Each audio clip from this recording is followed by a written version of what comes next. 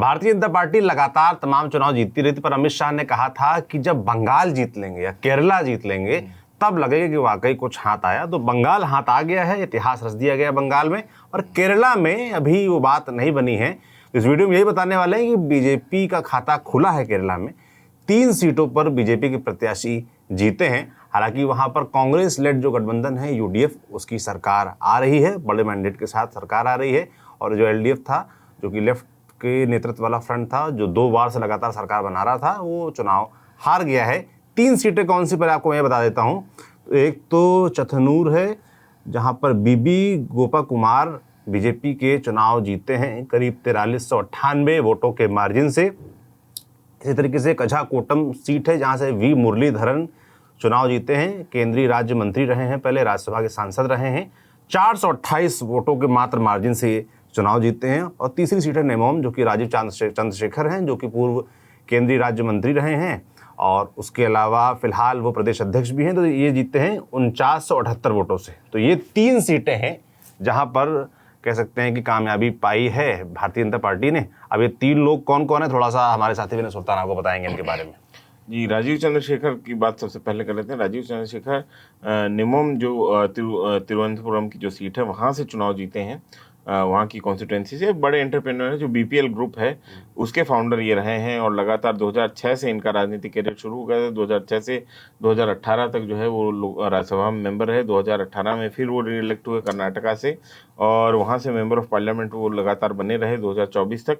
और फिलहाल केरल में बीजेपी के अध्यक्ष हैं, और केरल में तमाम किस्म के प्रयोग जो है किए गए, जिसमें श्रीशांत को भी लाने की कोशिश की गई। जो श्रीधरन है, जिसको मेट्रोमैन कहा जाता है, उनको भी बीजेपी ने कहा कि वो सुरेश गोपी को भी अपने पक्ष में करने की कोशिश की गई। तो एक तरीके से बीजेपी एक पैर रखने की, एक पंजा टिकाने की जगह जो है वहाँ पे चाह रही थी। आखिरकार राजीव चंद्रशेखर ने वो भार अपने सिर पर उठाया, और केरला से वो चुनाव भी जीत के आए। केरला में बीजेपी का अध्यक्ष हुए, और केरला में 3 सीटें जीती है बीजेपी, जो कि बड़ी बात है एक शुरुआत के तौर पर बीजेपी के लिए। और इसके अलावा वो उन्होंने मिनिस्ट्रियल रोल भी संभाला है। Union minister of state for skill and development and entrepreneurship जो है यहाँ पे रहे वो 7 जुलाई 2021 से लेकर 9 जुलाई 2024 तक। और इसके अलावा यूनियन मिनिस्टर ऑफ स्टेट मतलब राज्य मंत्री रहे electronics and information technology, electronics और आईटी के जो मिनिस्टर रहे, ये 7 जुलाई से 9 जून 2021 से 9 जून 2024 तक ये 2 मिनिस्ट्री इनके पास में थी। और उसके अलावा मतलब इन्होंने जो कैबिनेट विस्तार जो हुआ था 2019 के बाद में, फर्स्ट कैबिनेट जो विस्तार हुआ था उसमें इनको मंत्रालय दिया गया था। 2024 से ये मंत्री रहे। उसके बाद में इनको जिम्मेदारी दी गई केरला में बीजेपी को संभालने की। वहाँ से वो लगातार बीजेपी के प्रेसिडेंट रहे हैं, जो 24 मार्च 2025 से वो लगातार जो है केरल में बीजेपी और इनको बड़ा रहे। टेक्नोक्रेट की तरह देखा जाता है, टेक्नोलॉजी भी इनकी अच्छी समझ है। मैं आपको बताऊं, पिछला जो यूपी का विधानसभा चुनाव हुआ था, उस पूरे विधानसभा 2022 के चुनाव में बात कर रहा हूँ यूपी का, उस समय पूरा आप समझो वॉर रूम जो था वो इनके नेतृत्व में चल रहा था। ये पूरे समय वहाँ यूपी में, लखनऊ में ही तैनात थे, और केंद्रीय राज्य मंत्री रहे, पॉपुलर व्यक्ति रहे। हालांकि पिछला चुनाव ये लोकसभा का हार गए। उसके बाद इनको जिम्मेदारी दी गई राज्य में पार्टी के विस्तार की। पार्टी का विस्तार तो जिस उम्मीद से इनको मौका दिया गया वो तो नहीं हो पाया, पर हाँ 3 सीटें आई, जिसमें से एक इनकी राजीव चंद्रशेखर की है। दूसरे व्यक्ति जो जीते हैं वो वी मुरलीधरन हैं। ये भी केंद्र में राज्य मंत्री रहे हैं, minister of state for external affairs रहे हैं। 2019 से 24 के कार्यकाल के बीच राज्यसभा सांसद उसके नाते इनको मिनिस्टर बनाया गया था, और minister of state for parliamentary affairs भी रहे हैं। कन्नूर के रहने वाले हैं, मैं आपको बताऊं। और एक समय ये वेंकैया नायडू के करीबी माने जाते थे, उनके असिस्टेंट उन्होंने किया, उनके असिस्टेंट रहे हैं। इसके अलावा इनका जुड़ाव आप समझो कि 1998 के दौर से भारतीय जनता पार्टी से रहा है। साथ ही केरला के प्रदेश अध्यक्ष भी रह चुके हैं। तो ये भी केरला में बीजेपी की पॉलिटिक्स के लिहाज से देखेंगे तो एक बड़ा नाम है। केंद्रीय मंत्री कहाँ पे ये जो चुनाव जीते हैं वो कॉन्स्टिट्यूंसी कहाँ पे है? इनकी कॉन्स्टिट्यूंसी का नाम है कछाकोटम। तो ये कॉन्स्टिट्यूंसी पड़ती है केरला में, कछाकोटम।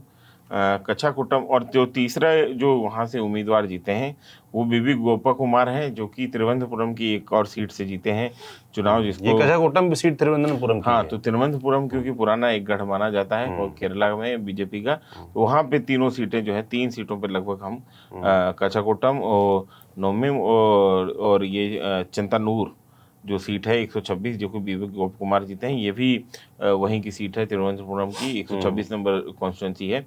यहाँ से ये चुनाव जीते हैं लगभग 4,398 वोट से। और उनके जो निकटतम प्रतिद्वंदी थे वो एडवोकेट आर राजेंद्रन थे, जो कि कम्युनिस्ट पार्टी ऑफ इंडिया के थे, सीपीआई के कैंडिडेट थे। उनको इन्होंने 4,398 वोटों से हराया है चुनाव। तो ये 3 सीटें जो है बीजेपी जीतने में, ये 3 सीटें तो चलिए विनय जी हो गई, पर जो सपना है जो बंगाल में पूरा हुआ, केरला में भी मैं देख रहा हूँ लगातार एक राजनीतिक संघर्ष रहा है। आरएसएस के कार्यकर्ताओं और सीपीएम जो लेफ्ट कैडर है उनके भी संघर्ष का एक दौर रहा है। तो बंगाल का सपना तो बीजेपी का पूरा हो गया। केरलम को क्या कैसे देखते हैं वहाँ की राजनीति को, और बीजेपी के चांस आने वाले वक्त में किस तरीके से देखते हैं?